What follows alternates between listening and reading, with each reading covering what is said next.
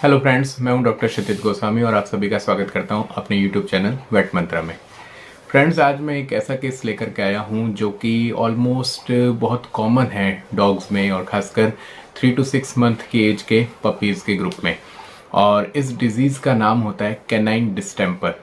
Canine distemper एक ऐसी disease है जिसकी वजह से बहुत से पेट पेरेंट्स अपने बिलव्ड पेट को खो देते हैं, या फिर ब्रीडर्स के कैनल में ये डिजीज़ जो है बहुत ज़्यादा स्प्रेड हो जाती है तो उनको इकोनॉमिकल लॉस हो जाता है। पपीज़ जो है बहुत ज़्यादा तादाद में मर जाते हैं और ये हाईली कंटेजियस डिजीज़ है, बहुत जल्दी जो है स्प्रेड होती है एक डॉग से दूसरे डॉग में या एक पपी से दूसरे पपी में बहुत जल्दी ये स्प्रेड होती है। तो आज मैं आपको जो है इसके बारे में सारी जानकारी दूंगा और एक केस स्टडी करके बताऊंगा जिसमें एक पपी को कैनाइन डिस्टेम्पर के साइन आए थे। आइए वीडियो को एंड तक देखते हैं, बने रहते हैं वीडियो में। तो फ्रेंड्स, सबसे इम्पॉर्टेंट चीज़ ये है कैनाइन डिस्टेम्पर में कि ये एक वायरल डिजीज़ होती है।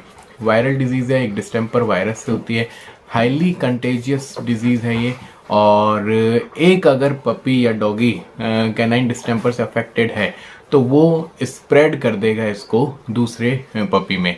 इसका यूजुअली जो स्प्रेड होता है वो नेज़ल डिस्चार्ज से या डॉग की वॉमिटस से या डॉग के जो है ऑक्यूलर डिस्चार्ज से या फिर जब उसको लूज मोशंस होते हैं तो उसके फीकल मटेरियल से जो है कांटेक्ट में आने से जो हेल्दी पपी होता है वो अफेक्ट हो सकता है।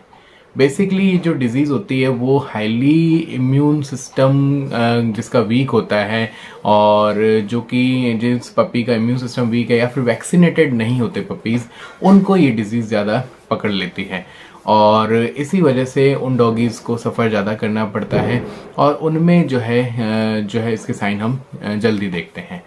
इसके साइंस में हम बात करें फ्रेंड्स तो इसके कुछ अलग अलग स्टेजेस होती हैं और अलग अलग साइंस होते हैं।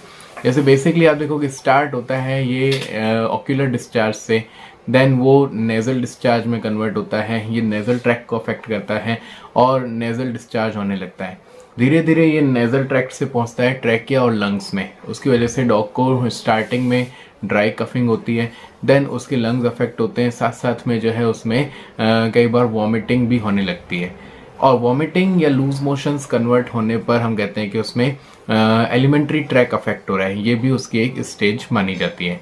एलिमेंट्री कैनाल अफेक्ट होने पर उसको वॉमिटिंग नोजिया की प्रॉब्लम रहती है और फ्रीक्वेंटली उसको लूज मोशन रहते हैं, वाटरी डायरिया रहता है और वाटरी डायरिया के साथ साथ में कई बार ब्लड भी आने लगता है क्योंकि वो इंटेस्टाइनल म्यूकोजा को डैमेज कर देता है।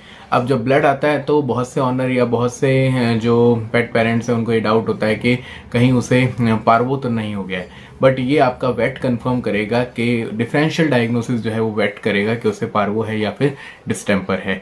अब बात आती है कि जब उसे वॉमिटिंग होती है तो वॉमिटिंग के साथ साथ में उसकी कंडीशन होती है कि जो जॉ है वो एकदम से बंद हो जाता है, जबड़ा बंद हो जाता है डॉगी का और उसमें कंटिन्यूसली सलाइवेशन होता रहता है जिसको हम च्युइंगम फिट बोलते हैं और उस वजह से जो है वो धीरे धीरे जाने लगता है नर्वाइन साइन की तरफ। और जब वायरस ब्लड ब्रेन बैरियर को क्रॉस करके डॉगी के ब्रेन को अफेक्ट करता है तो ये ऑलमोस्ट हम मानते हैं कि लास्ट स्टेज होती है कैनाइन डिस्टेम्पर की और इसमें डॉगी को बचाना 90% केसेस में पॉसिबल नहीं होता है और इसमें डॉगी की लाइफ से हमें कॉम्प्रोमाइज़ करना पड़ सकता है। इसलिए हम कहते हैं इसका अर्ली डायग्नोसिस होना बहुत ज़्यादा ज़रूरी है। नर्वाइन साइन में हम देखते हैं जब हमारा पपी का जो सेंट्रल नर्वस सिस्टम है CNS बेसिकली ब्रेन अफेक्ट होता है तो ब्रेन से कंट्रोल होने वाली जितनी भी स्केलेटल मसल की जो मूवमेंट्स होती हैं वो अफेक्ट होती हैं और इनकोऑर्डिनेशन देखा जाता है मसल्स में। प्लस आप देखेंगे कि जो इनवॉलेंट्री मूवमेंट होने लगती है मसल्स की और हाईली जिसको हम बोल सकते हैं कि इनकोऑर्डिनेशन देखा जाता है मसल्स में। वीडियो में आप देख पा रहे होंगे, वीडियो में जैसे कि आपको दिखाई दे रहा है कि इतनी ज़्यादा मूवमेंट हो रही है मसल्स की, इनकोऑर्डिनेटेड मूवमेंट हो रही है। पपी नहीं चाहता कि वो मूवमेंट करे बट फिर भी नर्वस सिस्टम का कंट्रोल नहीं है तो उसमें मूवमेंट होने लगती है।